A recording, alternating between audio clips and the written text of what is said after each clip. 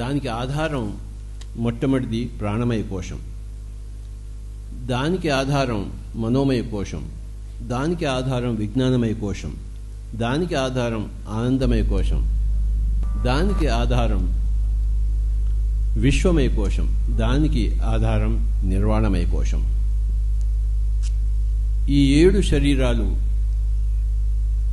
అర్థం చేసుకుంటేనే కానీ మనకు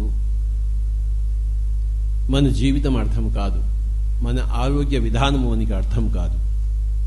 We are 7-bodied entities. 7 రంగులు కలిస్తే ఒక తెల్ల రంగు ఎలా అవుతుందో, ఆ వైట్ రేని వికేంద్రీకరణ చేస్తే 7 రంగులు ఎలా వస్తాయో, మనము 7 శరీరాల సముదాయం. నాతో పాటు అందరూ చెప్తే బాగుంటుంది. అన్నమయ కోశము, ప్రాణమయ కోశము, మనోమయ కోశము, విజ్ఞానమయ కోశము, ఆనందమయ కోశము, విశ్వమయ కోశము, నిర్వాణమయ కోశం. Physical body, etheric body, astral body, causal body, supracausal body, cosmic body, nirvanic body.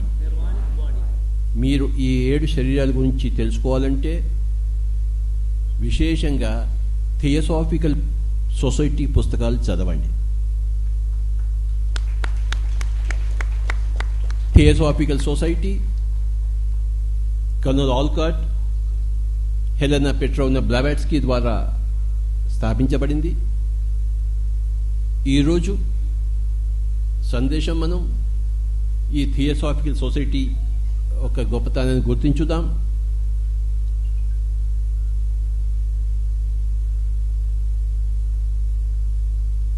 Helena Petrovna బ్లావాట్స్కీ గొప్ప రష్యన్ మాస్టర్, యోగేశ్వరరాలు. హిమాలయ యోగులతో ఆవిడ సంపర్కంతో ఉండేది. ఈ థియోసాఫికల్ సొసైటీ కర్నల్ ఆల్కాట్తో ప్రారంభించింది. భారతదేశానికి వచ్చి మెడ్రాస్ పట్టణము నగరము అడయార్లో థియోసాఫికల్ సొసైటీ స్థాపించారు. తదుపరి అన్నీ బెసెంట్ గారు దానికి ప్రెసిడెంట్గా ఉన్నారు. ఆవిడ ఇండియన్ నేషనల్ కాంగ్రెస్ కూడా ప్రెసిడెంట్గా ఉన్నారు అప్పుడు. మరి బెనారస్ హిందూ యూనివర్సిటీతో ఆవిడకి గొప్ప సంబంధం ఉంది.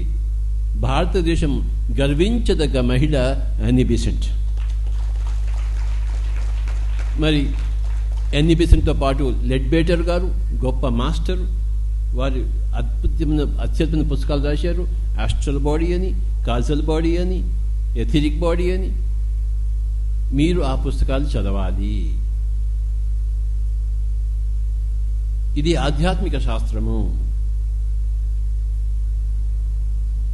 పుస్తకాలు చదవకపోతే మీ బుద్ధి వికసించదు, ముకులించుకుని ఉంటుంది. You must know about the 7 bodies. ప్రతి ఒక్కళ్ళు థియోసాఫికల్ సొసైటీ పుస్తకాలు చదువుతారని నేను ఆశిస్తున్నాను.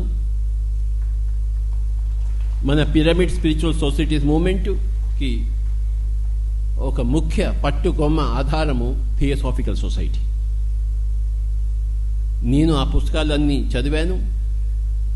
1,00,000 పుస్తకాలు చదివాను ఈ అన్ని 7 శరీరాల గురించి. మనము 7 శరీరాల సముదాయం అని ఎప్పుడు మనం గుర్తుంచుకుంటూ